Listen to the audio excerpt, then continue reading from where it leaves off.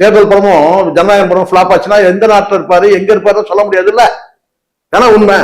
இப்ப தேர்தல் வந்துருச்சு, அடிக்கடி வெளியில வராரு, மக்களை சந்திக்கிறாரு, ஏதோ ஒரு வகையில வந்து கிறிஸ்துமஸ் விழா கொண்டாடுறாரு, ரைட், ஓகே. அடுத்து நியூ இயர் புத்தாண்டு விழா கூட கொண்டாடுவாரு. ஓகே, அதெல்லாம் பண்ணட்டும். படம் ஃபிளாப் ஆகும்னு சொல்லி எதை வச்சு சொல்றீங்க சார்? படம் ஃபிளாப் ஆகிறதுக்கான வாய்ப்பு நிறைய இருக்குல்லம்மா. திரைப்படம் தானே கேக்குறீங்க, தியேட்டர் படமா? இல்ல விஜய் படம் அப்படினாலுமே அது ஃபிளாப் வராது. இந்த 2 படம் ரிலீஸ் ஆகுது இல்ல, ஜனநாயகம். ஜனநாயகம் நீங்க எதை சொல்றீங்க? அது எலெக்ஷன் படம். ஓகே, எலெக்ஷன் படம் இல்ல, தேர்தல் படமா? தேர்தல் எலெக்ஷன் நிக்கிறாருல அவரு, அந்த அதுவும் ஒரு படம் தானே. இப்ப சீன் தானே ஓடிட்டு இருக்காரு. ஓகே, ஆமா, ஃபுல்லா இப்ப சீன் தானே ஓடிட்டு இருக்காரு. அது ஜனநாயகம் படம் ரிலீஸ் ஆகும் போது வந்து பாத்தீங்கன்னா பராசக்தி ரிலீஸ் ஆகுது.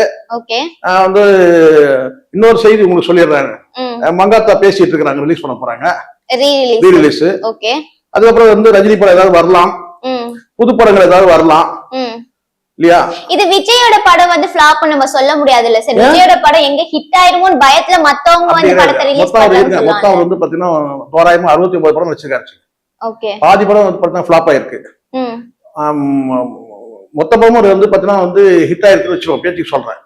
மொத்தமா வெற்றி படம்னு வச்சுங்க. அந்த வெற்றி படத்தை தயாரிப்பாளர் அடுத்த படம் ஏதாவது தயாரிச்சிருக்காங்களா?